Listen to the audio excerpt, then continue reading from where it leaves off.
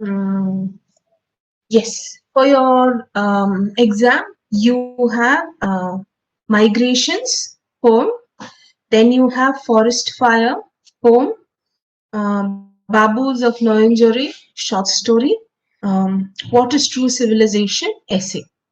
I'm repeating.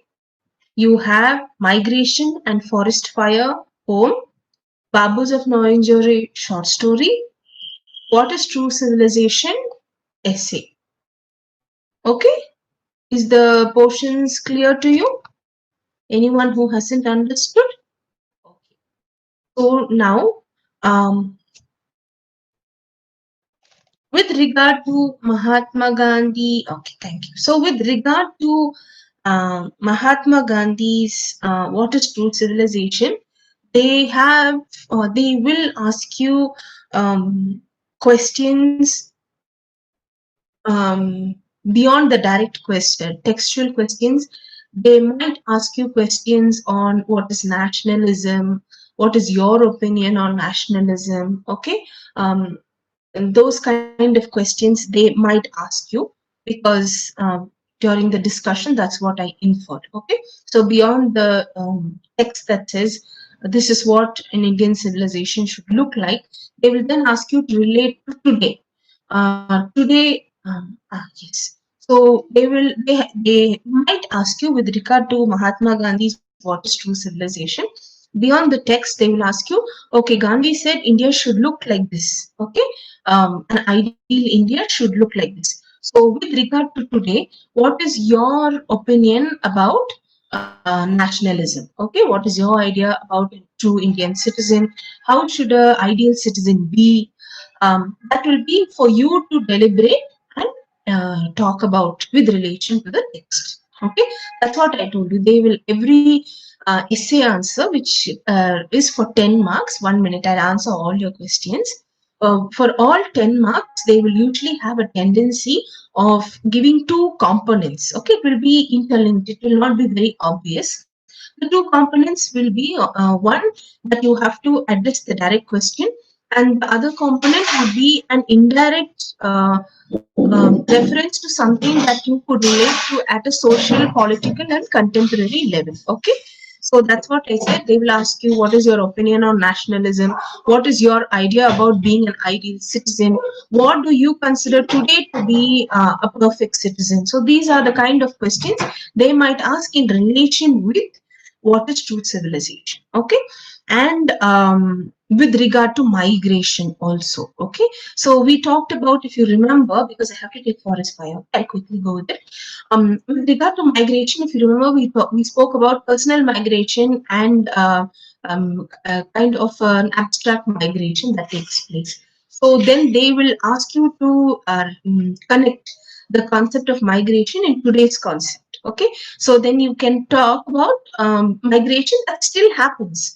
If you are able to look back a couple of years back, you had the Rohingya issues, okay? Then you also had Syrian migrations that were rejected. So all of these you could refer to. So you will have to pick from social and contemporary context of how migration takes place today in the world. How do we perceive it? How are they treated? So all these issues you'll have to take into context with migration beyond answering the direct textual questions. Okay. Now, with regard to the question paper pattern, I'll answer all your questions that are in the textbook, in the chat box. Just let me finish this, okay? So, with regard to the question paper pattern, you will have to answer, they will give you 4 questions, out of which you'll have to answer 3. And each of those answers is for 5 marks, okay? So the first section A, they'll give you 4 questions. Out of 4, you will have to answer any 3. And each of those questions is for 5 marks. Is it clear, that portion? The next one, they will give you 4 questions. Okay. Out of which you are expected to answer any 2. They will give you 4 questions, out of which you will have to answer any 2. And each of those 2 questions will be for 10 marks. Okay. Um, With regard, one minute, I'll answer all those. If I keep looking there, I'll miss out. So once again, I'm repeating. You will have 5 marks answers 3 and 10 marks answers 2. Okay, so that is 15 plus 10 to 20. Mm,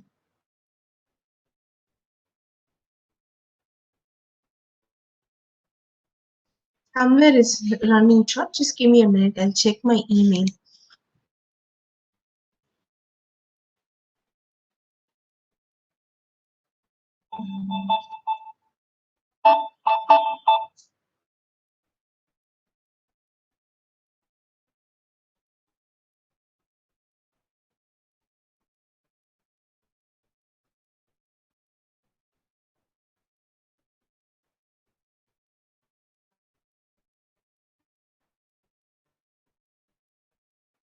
Not able to. Okay, 1 minute. I got it.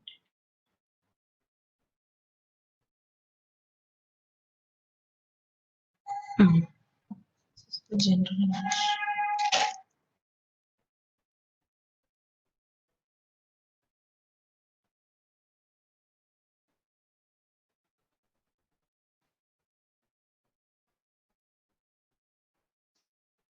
Okay. So the four, yeah, you will have.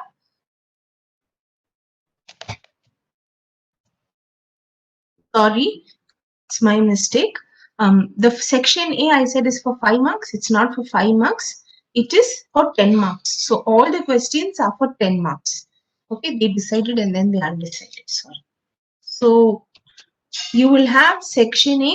They will give you 4 questions. You have to answer any 3, and each of those 3 marks is for 10. 3 questions is for 10 marks, so that is 30 marks.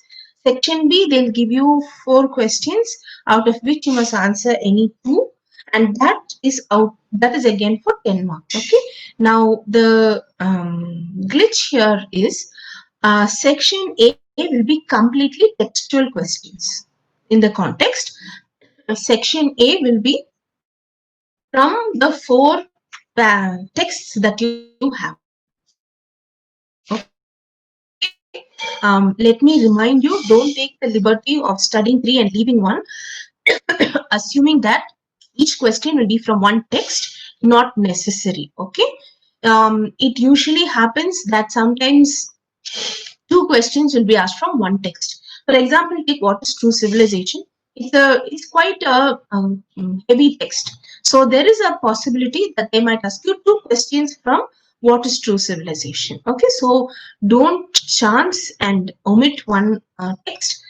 Sometimes you might get one each, but from my experience, it's not always like that. Okay, so don't risk. Please go through all the texts. For your 10 marks, that is the section B, 10 marks, what they will do is they will give you a reading passage.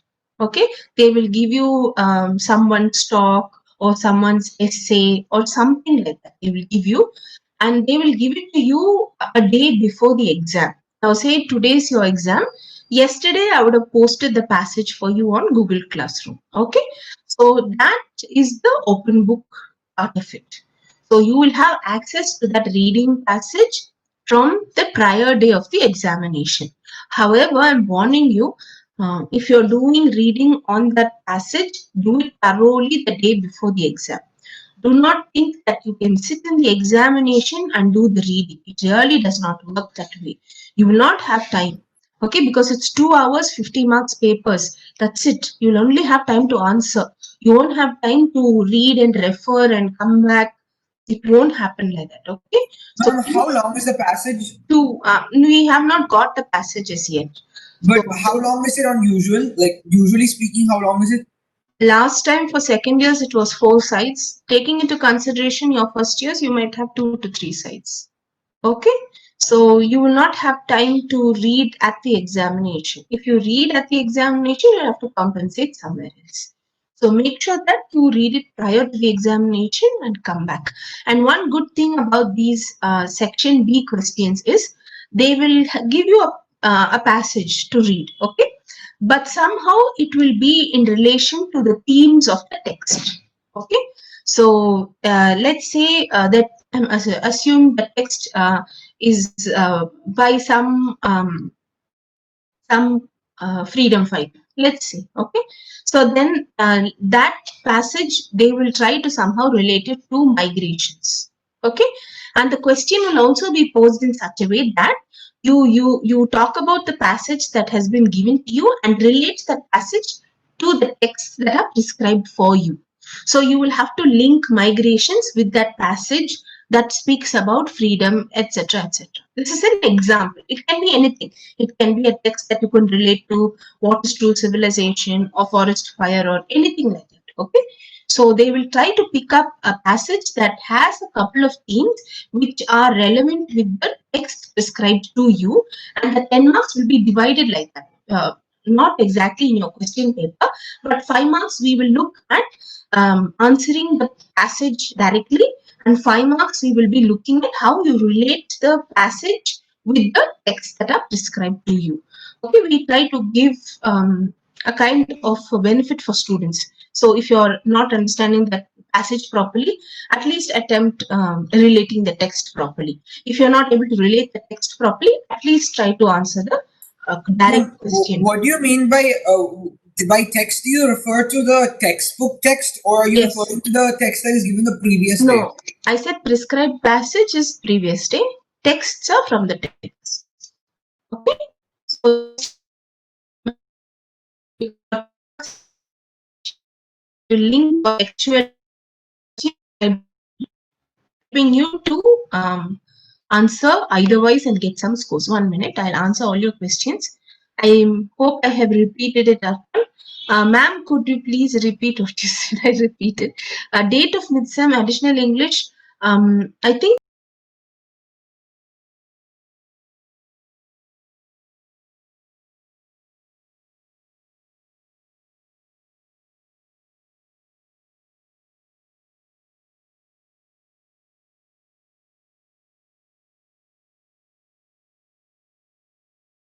I just want you to take down a little about the writer, and then we can continue. Okay. For those who want, you can take down. If you don't want, you can.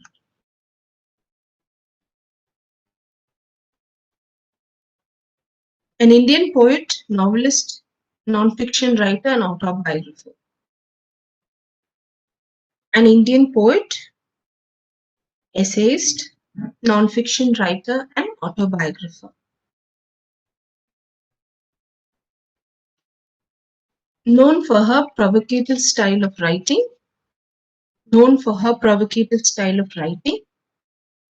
and honest confessions.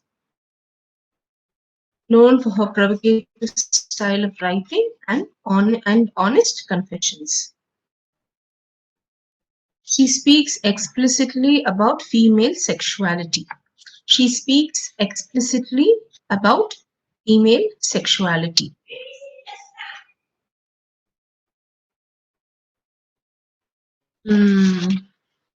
Okay. So this is, I'll just tell you about the poet.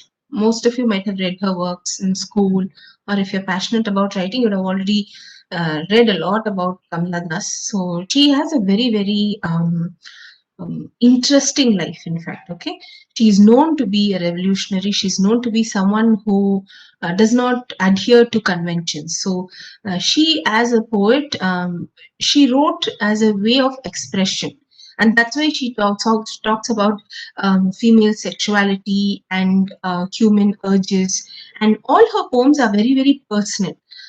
They are in a confession mode. Okay, she does not care what anyone thinks. She writes her heart out, and that's something that's extremely beautiful about her. And that's what she wrote at a time when people were not like that, a normal way. Okay, she's not. I don't know which page number it is. I have a very different. Very different book. Okay, so she did not care much for what people thought, and you must understand she did not belong to this age. And even when people in this age write about such things, there are people who do have a lot to say about it. Kamala Das wrote about it like 30 years back, a time where India was extremely patriarchal, a time where India was extremely conventional, and women talking about these subjects were not accepted. However, she did talk about it, and I think that gave many other writers who came after her a sort of courage to talk about things that otherwise they would not have. Um, I'll do that, okay? I'll do that. Can I just carry on the poem and then I'll come back to her? Okay. So then if you look at this poem, it's not on a personal note. Her usual poems are always on a personal note. They talk about her personal emotions, her feelings, etc. However, this poem is not so. It has kind of a universal perspective. Okay, it's not subjective; it's quite objective. But you will see an element of subjectivity that exists. You can't detach subjectivity from Kamala Das. Okay, so she has attempted to create an element of objectivity, but you will find that hidden in that objectivity there is a flicker of subjectivity. Okay, so Kamala Das in this poem was written towards the end of her rather not in the beginning of her poetry career, but towards the latter half. And I think that made her a quite a seasoned writer. And I think that's why she was able to move from subjectivity to objectivity. Okay. This came under the collection of Summer in Calcutta. This came under the collection of works titled Summer in Calcutta. Okay. Mm. So I'll be looking at the text only and talking to you. I won't be able to look at you very much. Okay, so can I have someone read the poem and then we can go ahead? I'll read it, you listen, then keep listening. Okay. So, forest fire. Of late, I have begun to feel a hunger to take in with greed, like a forest fire that consumes, and with each killing grain, a wilder, brighter charm, all that comes my way. Ball child in open pram, you think I only look, and you too, slim lovers behind the tree, and you, old man with paper in your hand and sunlight in your hair. My eyes leap at you like flames, my nerves consume. And when I finish with you in the pram, near the tree and on the park bench, I spit out small heaps of ash, nothing else. But in me, the sights and smells and sounds shall thrive and go on and on and on. In me shall sleep the baby that sat in prams and sleep and wake and smile its toothless smile. In me shall walk the lovers hand in hand, and in me, where else the old shall sit and feel the touch of sun. In me the street lamps shall glimmer, the cabaret girls cavort, the wedding drums resound, the eunuchs swirl colored skirts and sing sad songs of love. The wounded moan, and in me the dying mother with hopeful eyes shall gaze around, seeking her child now grown and gone away to their town, to other towns, other arms. Okay.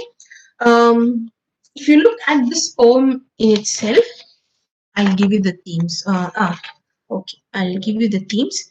The themes, where have I written down?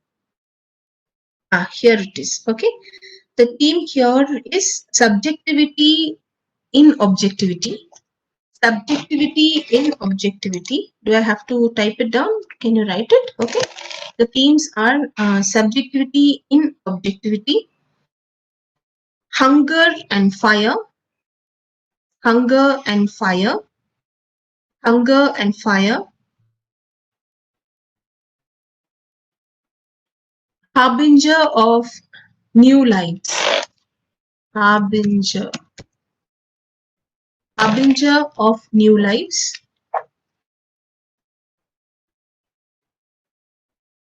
experiences, experiences,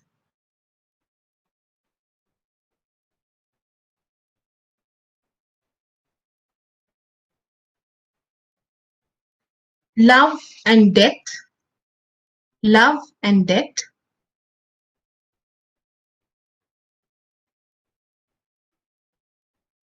mm, microcosm of the world, a microcosm of the world,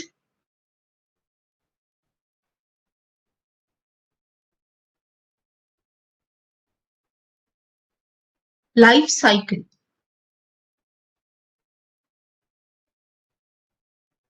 Microcosm of the world. Thank you. Thank you, Neon. Life cycle. Okay. So all those are the themes that you will have to look at. Okay. So this poem, as I said, is very different. It is not the usual subjective themes that you look at. As I said, most of her works are confessional, but this work does not come under the category of being a confessional work. Okay. This poem kind of tries to cover life in its three stages. From birth, that's why I said cycle of life. It tries to cover. She tries to document the stages of life. Okay, and she feels that the onus is on her to kind of document and give voice to every stage of life. She feels she is the source, okay, which people would look at to understand and perceive life in its different stages. So as I said, this is a tracing of the stages of life. This poem also if you look at it, it is a sort of a self-reflective poem also, because through looking at the stages of life, Kamala Das was also able to look at herself, how she has passed through life. Okay, as I said, this poem is written at a later stage of her career. So she is through looking at others' life and trying to document progress of life of every human being on the planet. She is also looking at how she has grown as a writer, how she has developed as a human being. Okay, so this poem is also an attempt by the writer to do that. The concept of fire here in this poem, you'll see that fire plays an important role, and our idea of fire is that it consumes. Okay, but in many forest fires, after the fire comes, if it's a naturally caused one through good ecological system, when there is a natural forest fire, it brings new life after that. Okay, the ashes will help in the healing and bring forth new life. So fire here is a dual symbolism actually. It does end life if you like to look at it, and it also is the source of new life. Okay, it's our understanding, isn't it? When someone dies, there is someone else born on the other end of the earth. So that concept. Okay, so with fire, it plays a dual role, wherein it acts in the ending of life and also in the giving life to new creation. Okay. Um, Anything that I have missed out? That's all. So as I told you, the poet kind of internalizes the stages of human life. Although it's said to be objective, you can look at Kanada's through talking about others. She is having a sort of a self-healing experience. Okay. Okay, so let's go ahead with the text. Of late, I have begun to feel hunger to take in with greed like a forest fire that consumes and with each killing gains a um, wilder, brighter charm. So I'll go with it line by line. The writer here talks from an objective perspective. Okay, she's talking about her experience in life. She's not talking about her personal experience. Assume that Kamala Das is going for a walk somewhere. Okay, and she has written this poem as she walks along. Assume. Okay, so of late I have begun to feel a hunger to take in with greed like a forest fire that consumes, and with each killing gains a wider, brighter charm. By looking at the world around her, okay, she relates herself with the forest fire. And she says, like a forest fire, that as it consumes every tree, the flame becomes bigger and brighter. Likewise, also, when I look around me and I see things and I see experiences and I see human beings, it helps me grow as an individual. Okay, it feeds to my experiences, it feeds to my emotions, it feeds to my growing as an individual. It's very true, isn't it? People who have traveled most, people who have met people most, people who have relationships, more friends, more socializing, they will be a more rounded person than a person who lives in a nutshell. So here the writer is saying, of late I have begun to feel a hunger. So you understand, Till now, she has not. Till now, it was only introspection. Till now, she's speaking of her experiences. Now, here on, of late, need to look beyond self and look outside. And so she says, when I look outside, when I look at other people, I see that just like a forest fire that consumes everything outside it and it grows. So also when I look at everything around me, those experiences feed me and I become a very well-rounded, a new individual. Okay. Like the forest fire that consumes and with each killing gains a wilder, brighter charm. All that comes my way. So she says, everything that I see on the way, everything that I come into contact with, I take it up with hunger. Okay, I experience it with a childlike experience so that it feeds into me and it helps me become a new individual. If you look at very young children, okay, for them everything is exciting. Whether you take them to a nearby shop, they'll be excited. I don't know about children nowadays. Generally, children are that way. If you just buy them a lollipop, they'll be excited. You just pretend that you're playing peekaboo, they'll be excited. The idea is for them, everything is an experience that they internalize and that helps them grow. But try doing that with an adult who's 30, 40 years, or even try doing it. You might not get that excited as you would see a 4 or a 3-year-old get excited. So she is trying to relate to being a new individual. Now, when I walk around, when I look at things, when I meet people, when I experience things, I realize that I am becoming a better individual. I realize that I have missed out so much and I'm seeing things very differently from how I have seen things till now. Okay. Bald child in open tram, you think I only look. I told you, right? Assume that she's going on a walk, and the first thing she encounters is a baby in a pram. Okay, so from birth to death. Okay, that's the trace of life. So the first thing is a little infant, bald child in an open tram. You think I only look. And you too, slim lovers behind the tree, and you, old man with paper in your hand and sunlight in your hair. So she's already covered the 3 stages of life: infancy, middle age, and old age. Okay, so she's covered all of them, and she says, when she says, I see you, bald child, I see young teenagers, I see old men, it's not one individual that she's talking about. It's a whole race of people. Okay, she's trying to address every strata, every stage of life in general. Okay, um, slim lovers behind the tree, and you, old man with paper in hand and sunlight in your hair. My eyes lick at you like flames. My nerves consume, and when I finish with you in the tram, so look at the hunger that she has, just like the hunger of a fire that yearns to consume everything. So also Kamala Das is yearning for experiences, yearning for a visual treat. Okay, so she says, when I see something, I immediately grab the opportunity to experience it. Okay, I don't think of it as mundane, I don't think of it as boring. I look at it as a new experience and I try to consume that experience, I try to internalize that experience. And that's why she says, my eyes lick at you like flames, my nerves consume. So she is using an analogy of a fire with her own self. Okay, and when I finish with you in the pram near the tree and on the park bench, I spit out small heaps of ash, nothing else. So there is many different interpretations to this heaps of ash. But in general, how you would look at it as, you cannot internalize something without giving something away. Whether let's say you live in a place, you are benefiting the experience of that place. You become familiar with that place. You receive certain benefits of that place. That does not mean that you don't give back to that place.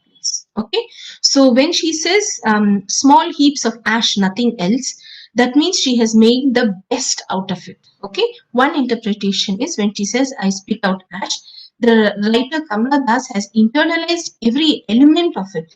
She feels that everything that she sees is so precious.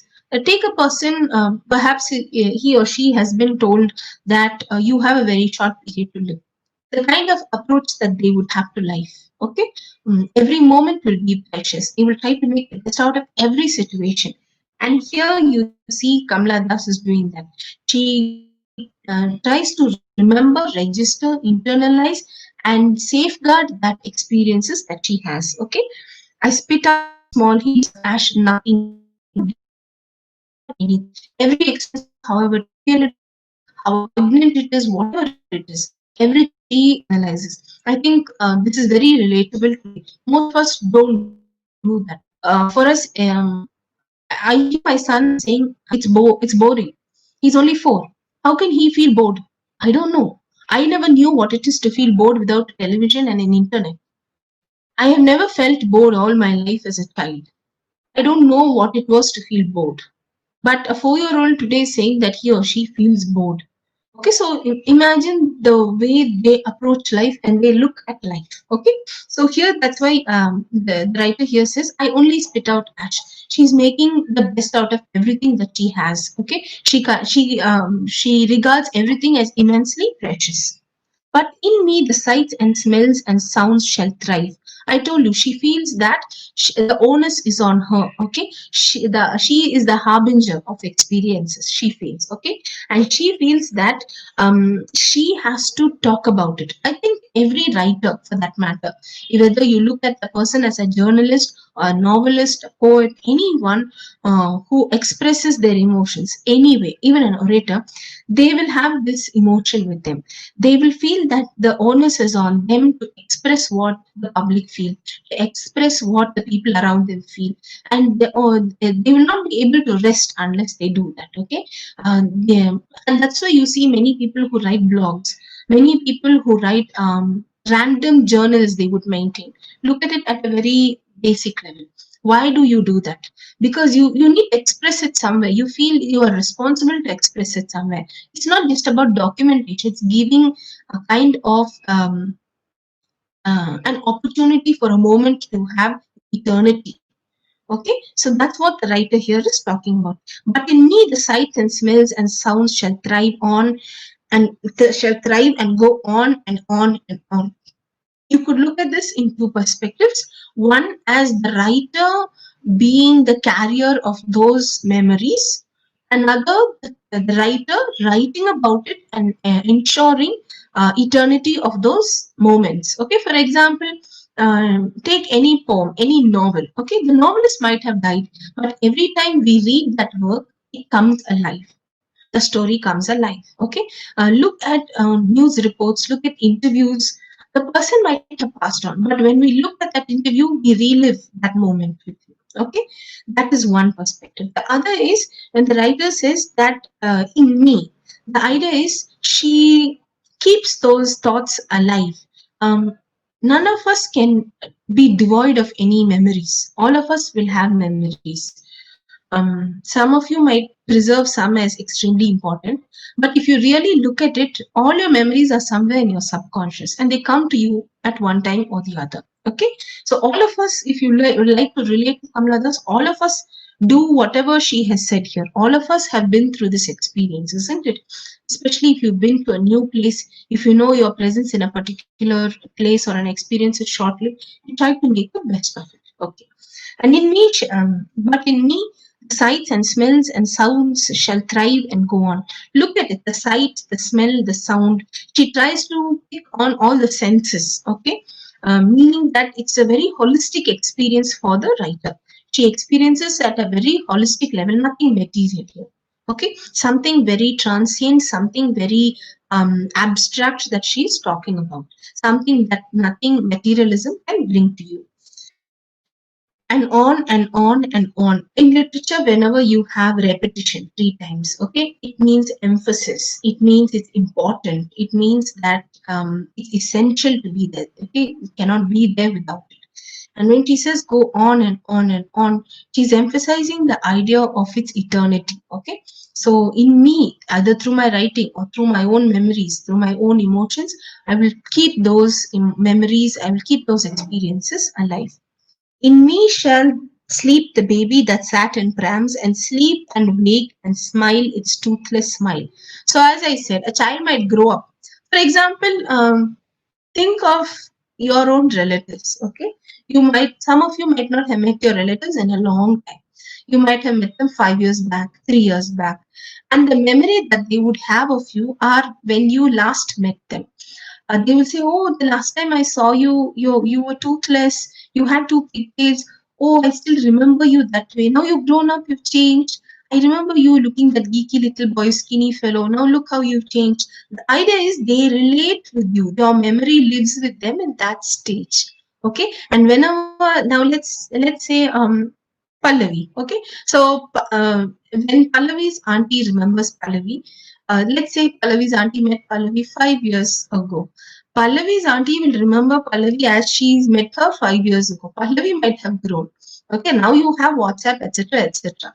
But in general, in normal context in which Kamala Das is talking, if they had met 5 years ago and had not seen pictures of them of late, their memory will be of Pallavi when she was 13 years old. Yeah, now Pallavi might have become 17, but still that memory of Pallavi 13 only will be there until Pallavi's auntie meets her today.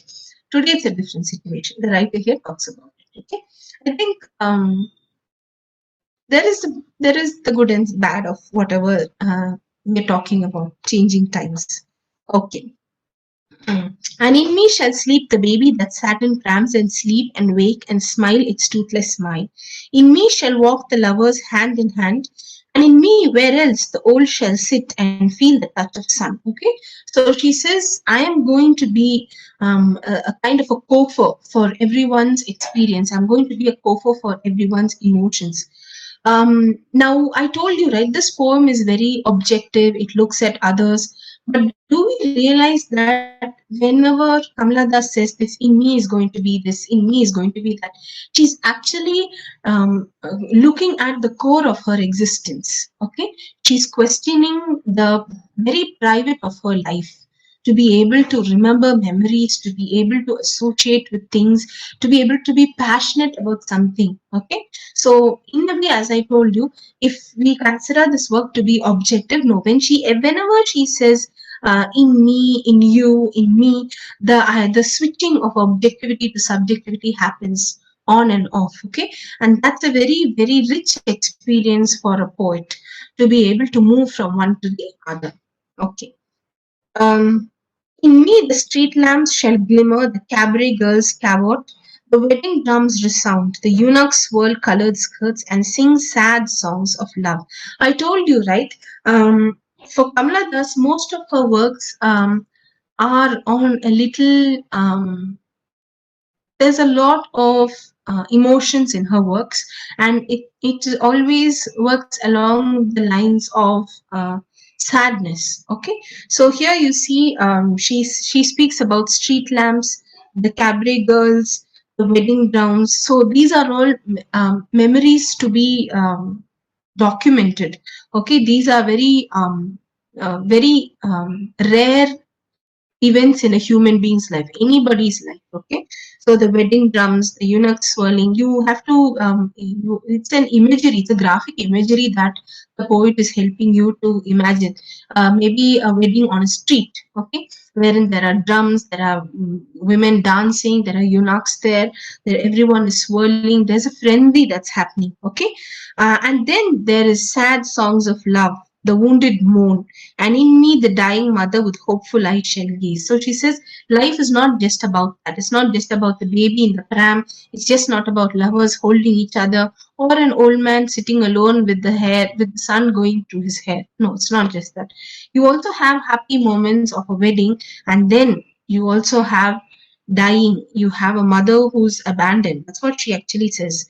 The wounded moan, songs of love, and in me, the dying mother with hopeful eyes shall gaze around, seeking her child, now grown and gone away to other towns, other arms. Okay, so the idea of solitude. I think Kamala Das spoke about this because she felt that at some point she will also come to it.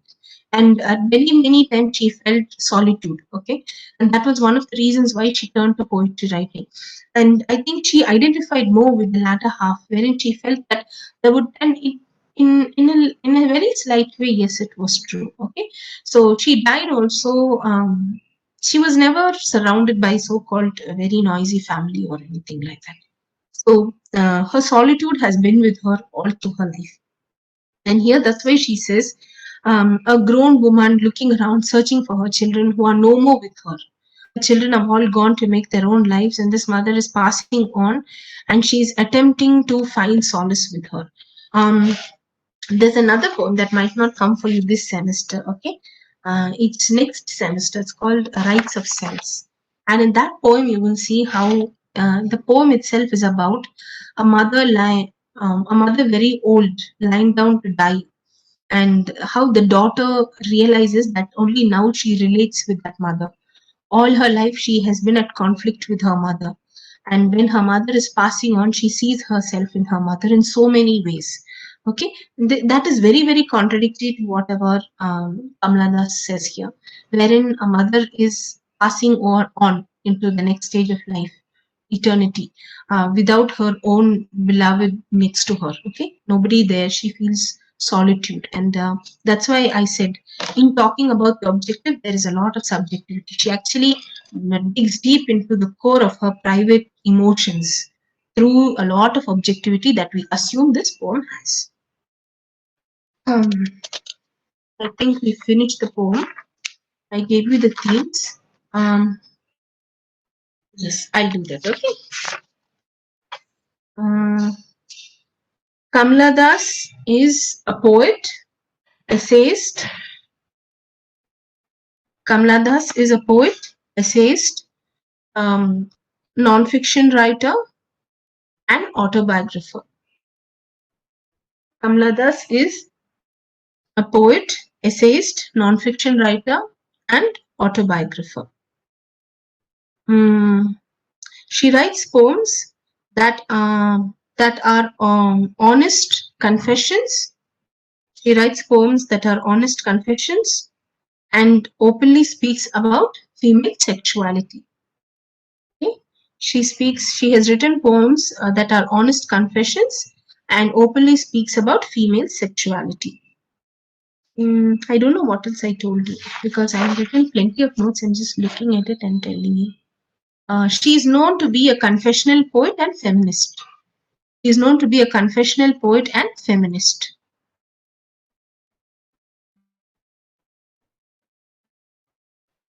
Then I gave you the themes, isn't it? Um, this last part of the poem, okay? Eyes shall gaze around, seeking her child now grown and gone away to other towns, other rounds. I told you we speak of the cycle of life. And this can be one example of the cycle of life, wherein the woman is passing on, but then her children are there to carry on the legacy. Okay, that's why he says, seeking her child now grown and gone away to other towns. So the mother might die, but then the children are there to complete the circle of life, to carry on the legacy of whatever the family has. Okay, so she never looks at death as an end in this poem. There is no concept of uh, annihilation. Okay, there is no concept of ceasing to exist. When one person is passing on, the other will come up. That's why the idea of fire, it's dual. Okay, there is destruction and there is creation.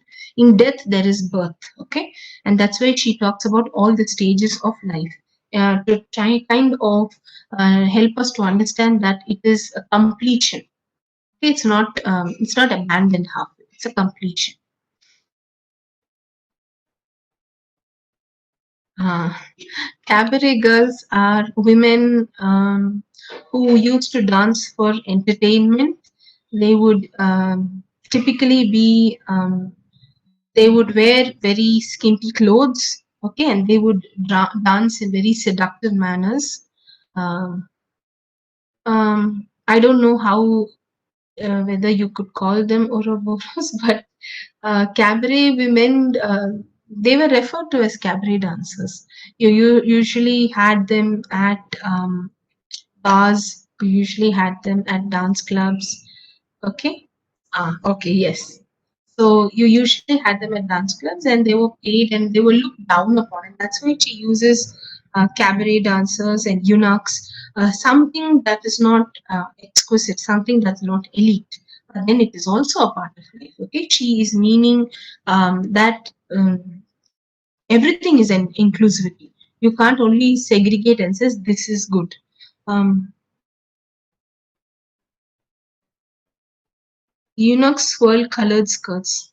It continues into the next line. The eunuchs swirl colored skirts and sang sad songs of love. Okay, so their dresses were extremely vibrant and they used to swirl it around when they dance. Have you on your scene? The microcosm of the world. I told you, right? When she talks about the baby, the middle-aged, and the old, it's a microcosm of an entire human being's life cycle from birth to death. Anything that they go through, and she makes references to marriages. She makes references to people dying. So everything she's trying to address in an entire human existence. Okay, and in this poem, what she's attempting is the documenting of entire human existence and life, and that's why we call it as a microcosm. Okay.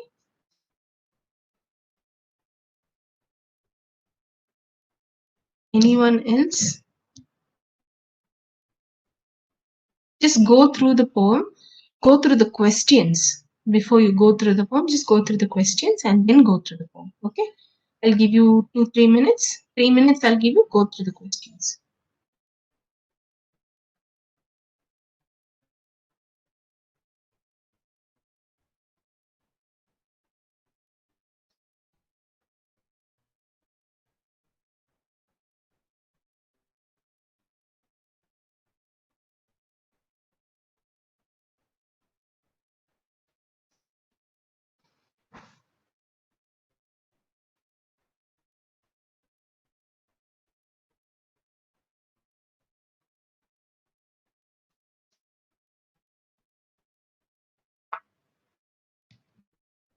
First.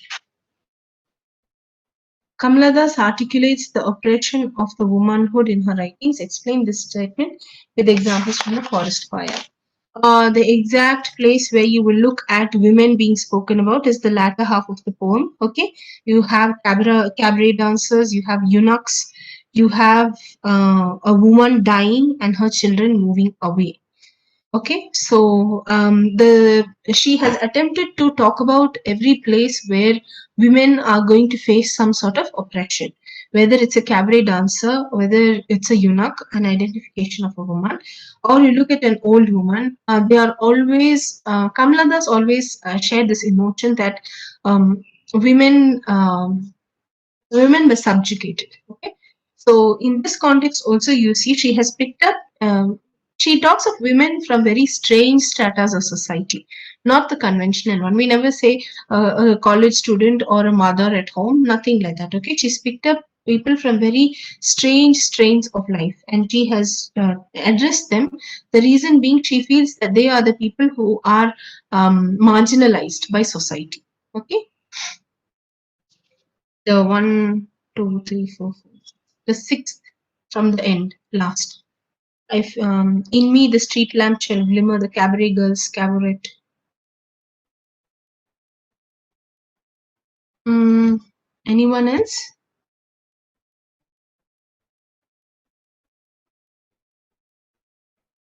Oh, thank you, Rishikesh. So the exam for additional English is on 16th. Okay, confirmed. Your exam is on the 16th.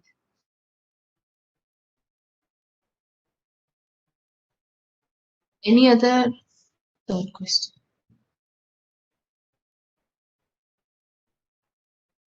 One minute. How does Kamala Das express feminine sensibility in Forest Fire? You must look at the poem from the poet's perspective. Okay, as I told you, she feels that she is the documenter of events. Okay, and when you talk about feminine sensibility, the entire poem itself is an expression of whatever her emotions are. It's not anyone else's emotions, and that's why I said there is a lot of subjectivity despite her claiming it to be objective. So whatever we see, whether she's describing the baby, okay, whether she's describing the old man, whether she is talking about the various elements of a woman's life, All of these are typically from a woman's perspective. There are writers who like to take on a very, very objective perspective, or rather, disconnected. They would give a very, very third person perspective to anything. Okay, they would write as if it has nothing to do with their emotions or experiences. But here Kamala Das is not so. Although we like to term it as an objective poem, everything that she has said is from her own emotions, whatever she herself feels. And you cannot take away feminism from Kamala Das. He is feminism, feminism is her. And I can maybe post, but in relation to the themes of forest fire, I will not be able to get from Kamala Das, but I can post other poems of Kamala Das that will help you understand Kamala Das as a poet. 10th question. Poetic composition presupposes internalization of external reality. That's nothing but objectivity, subjectivity in objectivity. Poetic composition presupposes internalization of external reality. External reality is objectivity. Internalization is subjectivity. So, in very, very simple terms, what they are asking is, how is subjectivity explained to you through objectivity, or how do you differentiate one from the other? Very simple answer. The poem, if you look at it from a larger perspective, it is objective. But if you begin to analyze the poem, you will see that there is a lot of subjectivity that exists in the text, precisely because the poet herself relates to every emotion. Okay, she says, "In me, in me, in me," everywhere, and she then goes. The two words, the two lexical words that you will see very common here is you and me, you and me. So whenever she says you think, okay, you too, slim lover, your hand, it's an objective perspective. And then when she goes on and says, "In me shall the sights and smells, in me shall sleep the baby, in me shall walk the lovers, in me the street lamps," she identifies her subjectivity in all those objective realities. Okay, so we cannot disjoint Kamala Das from her poems. She is unlike the others who write very impersonal third person poems. Although she has not written about her innermost emotions, okay, as she usually would do, but she has not disconnected from the poem. And this is nothing but subjectivity in objectivity. They've just made it look very complex to you.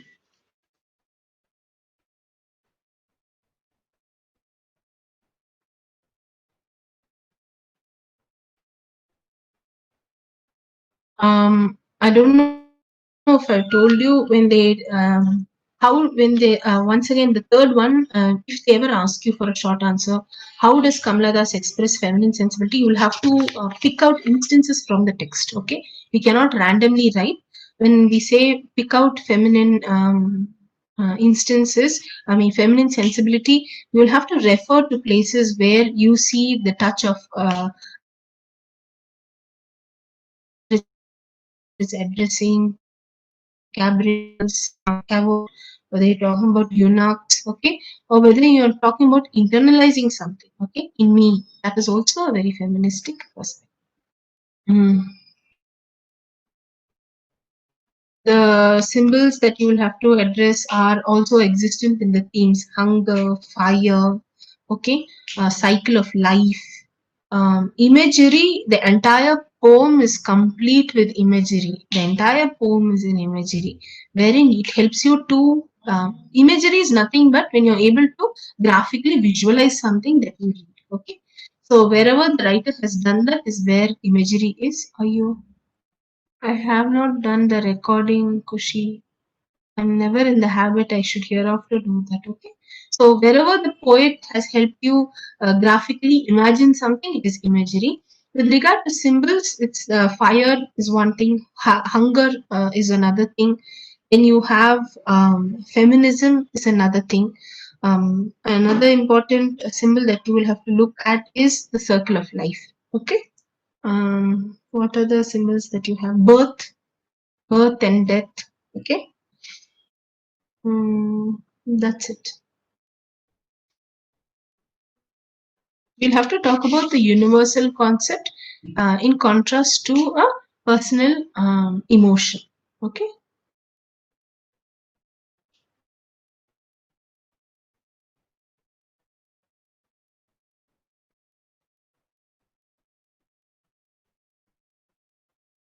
Anything else?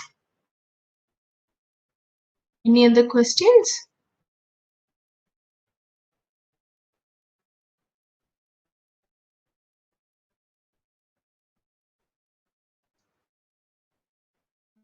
Fifth question.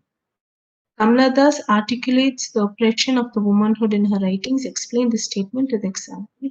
I think that's what someone else had asked me long time ago. When you talk about womanhood, you'll have to identify all the places in the poem where she talks precisely about the role of women. Okay. You can cover even the slim lovers. Okay. You can cover the bald child. You can cover the slim lovers. You can talk about um, the women. Okay. All the latter half is entirely about women. No men have been mentioned at all in her work. So all along, wherever she has spoken about instances, I don't know how much you can refer to the wounded mourning, but everything else, you have skirts, swirling, dancing. Okay, the idea of a wedding in itself. Okay, it's in an Indian context, it's very woman centered. The idea of getting married. Okay, the idea of engendering children. All of those are elements that talk about womanhood. Oppression of womanhood, if they ask you, you'll have to relate it to a social context. You'll have to pick out instances from the text and then relate it to a social context. For example, cabaret dancers, eunuchs, old women, okay, a wedding, all of that you then have to relate it at a worldly. Wounded mourn is in general, Harsimran, it does not have to do anything with women. It's just about people being wounded. But if you would like to look at it the other way, you can talk about being emotionally wounded also. Okay? Because here we are talking in relation to songs of love. So perhaps someone who has been deserted, someone who's been cheated. Okay, so we cannot genderize it, whether it's a male or a female. It's just someone who's been hurt.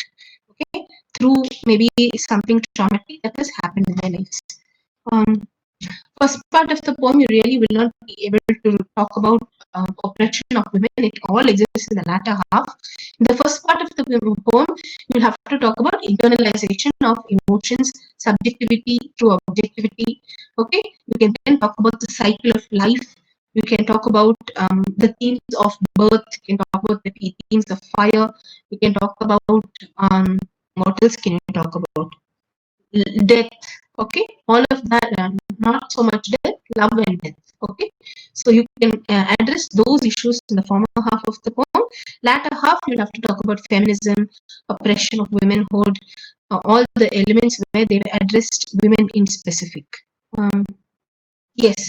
So spitting out ashes, the writer here, when she says spitting, what, when do you get ashes in a fire? When it has consumed everything. So she identifies herself with fire, and she says, when I go through an experience, when I see something, when I am in contact with something, I completely internalize those experiences, and I have nothing to discard. Okay, everything that I have seen becomes ingrained as a part of me, and therefore the ashes that I have is nothing that I throw out.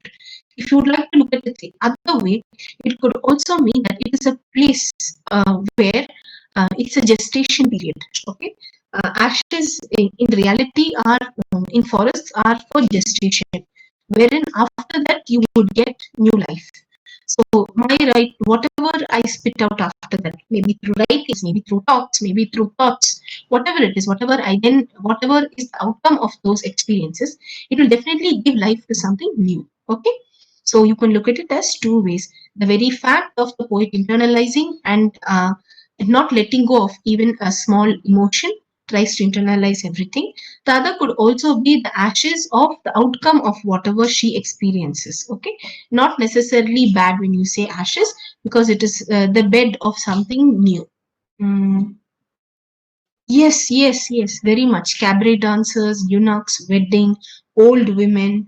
wounded, you can then also say it's a woman's experience, but it's not mentioned very much. Okay.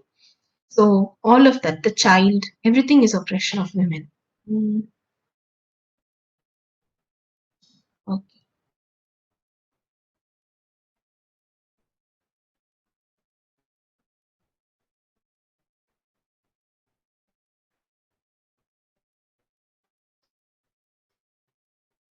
Okay. Any more questions?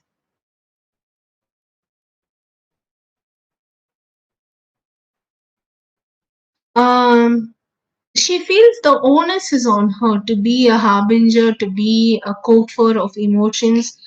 She feels that she's the I told you, any writer, any person who writes or talks about something, when they have seen something, when they have experienced something, they feel this urge. Okay, they feel that it is their responsibility to express it or document it or preserve it. And she says, I am that person. Okay. I have seen everything in life. I told you this is written towards the latter half of her poem, when she moves away from subjectivity towards objectivity. So far in her poems, she would only be talking about her emotions, her experiences. And now she feels it's time that I look at others and write about what I see and hear and experience with relation to others. And she is a woman. I told you, feminism can never be taken away from Kamala Das. And that's why she talks of oppression of women, death, and love has been a very big part of Kamala Das. People might call it not being in line with woman or character, but she's been very open about falling in love, being rejected, yearning for love rather. Okay, she all her life she has been yearning for someone to love her. All her works talk of it. So she's very open about it. I think every human being undergoes that phase of life, isn't it? Where they yearn for someone to love them. And she's very open about it in her works.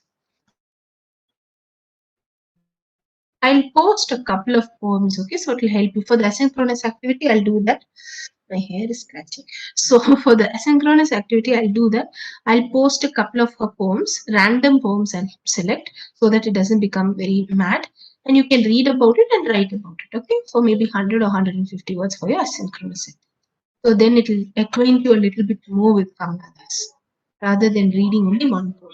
And this is a very strange poem. It is not at all. If you think of Kamaladas, you will never think of forest fire. It is something that you will never associate with Kamaladas, but it is something that she has written. Okay, this is a rarity in her style of writing or her themes. Anything else?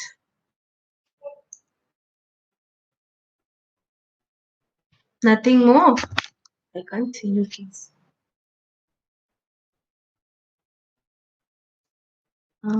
Okay. Uh, who said? Why did your dean say that? Our dean never told us anything like that. No. Why did your dean say that? Is there something special going on in your department? You'll have some activity, some event, or something. Oh. Okay then. Are you lying or are you being true?